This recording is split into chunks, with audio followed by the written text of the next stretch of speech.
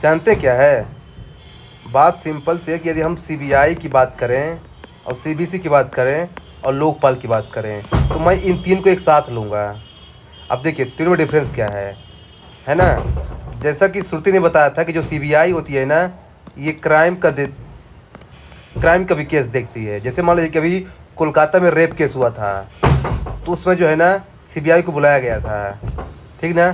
कहने का मतलब ये है कि जब जब कोई ऐसा केस हो जाता है, क्राइम जो नॉर्मल पुलिस से हैंडल नहीं हो रहा है, तो जनरली उसमें जो है ना सीबीआई को बुलाया जाता है और ये काम सेंटर करती है। लेकिन जानते क्या है गाइस, इसमें एक चीज़ होती है, सीबीआई के केस में क्या है, कंसेंट होता है, एक जनरल कंसेंट है।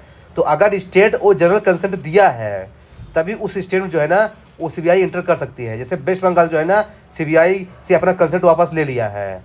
जब जब वापस ले लिया है ना तो फिर जो है ना तो फिर सुप्रीम कोर्ट को इंटरफेयर करना पड़ेगा। मतलब कि सीबीआई को अगर कोई आदेश देगा तभी सीबीआई जाएगी इन्वेस्टिगेट करने। ये माइंड सेट कर लीजिए, सीबीआई जो है ना एक इन्वेस्टिगेटिंग बॉडी है, पर उसको जब कोई बोलेगा गवर्नमेंट तभी जाएगी और वहाँ इन्वेस्टिगेट करेगी क्या एक्चुअली मैटर है। ये तो हो गया क्राइम का। लेकिन सीबीआई करप्शन का भी देखती है।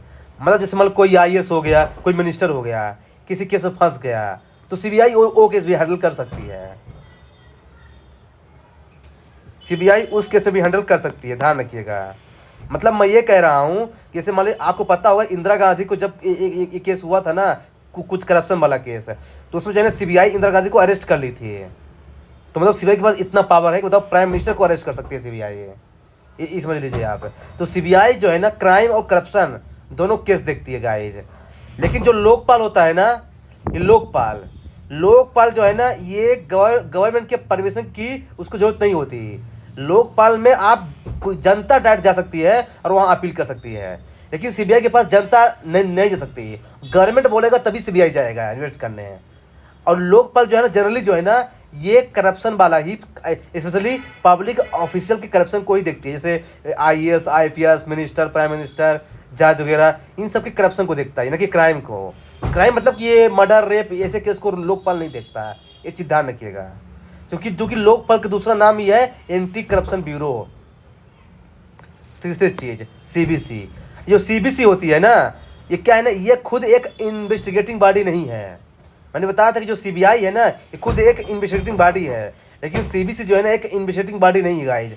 दूसरी चीज़, जो सीबीसी होता है ना, सीबीआई जो भी इन्वेस्टिगेट करेगी ना उस रिपोर्ट को फिर से चेक करता है कि क्या उसके जांच से निकला है।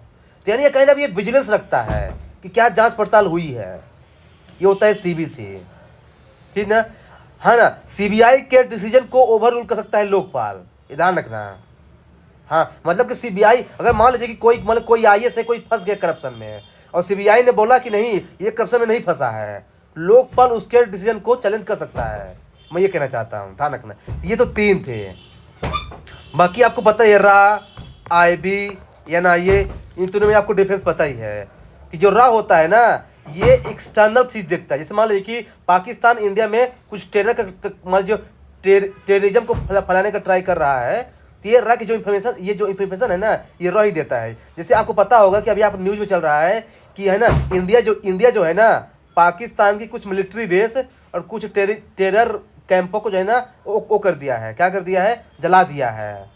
तो जानते कैसे पता चल इंडिया को ये इन्फॉर्मेशन कौन दिया होगा? रा ने दिया होगा। ये यहाँ जो है ना उसका कैंप है। ये रा जो है ना ये नॉर्मल पब्लिक होती है, जैसे घूमती रहेगी और पता नहीं चलेगा, है ना। ये आईपीएस सीनियर मोस्ट आईपीएस भी होते हैं, मतलब इसका सिलेक्शन आईपीएस के थ्रू ही होता है।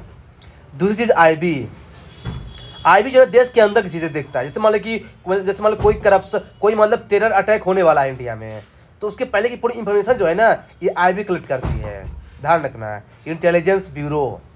फिर एक होता है ये नेशनल इन्वेस्टिगेशन एजेंसी। अगर टेररिस्ट अटैक हो चुका है तब उसकी जांच करता है कि कौन किया भाई, कौन किया, पाकिस्तान किया, तो उसकी जांच जो है ना ये करता है एनआईए। गाइस मैं आप लोगों को याद दिला दूं कि जब मुंबई अटैक हुआ था ना 2008 में, ठीक ना, तो उसी के बाद जो है इसको बनाया गया था एनआईए को जांच करने के लिए ही। हाँ, है ना। अब गाइस टेरर अटैक से निपटने के लिए एक बहुत अच्छी बॉडी इंडिया में है, कोई बताएगा क्या कौन सी है वो? जब मुंबई अटैक हुआ था ना तो इसी को बुलाया गया था। कौन सी है? National security guard, NSG. Guys ये जो है ना, ये टेरर अटैक से डील करने के लिए स्पेशल बनाई गई है, नेशनल सिक्योरिटी गार्ड। ठीक ना? आपको पता हो कि जब मुंबई में अटैक हुआ था ना तो एक ऑपरेशन लॉन्च किया गया था, ऑपरेशन ब्लैक थंडर। वो ऑपरेशन ब्लैक थंडर जो है ना, ये एनएसजी ने ही लॉन्च किया था, है ना। और रातों रात जो है ना पूरे टेरर ग्रुप को मार दिया गया था एनएसजी के थ्रू। तो ये था। तो गाइस थोड़ा सा जनरल इन्फॉर्मेशन है, क्योंकि इसमें माहौल चल रहा है ना, तो पूछ सकता है, इसे मैंने बता दिया।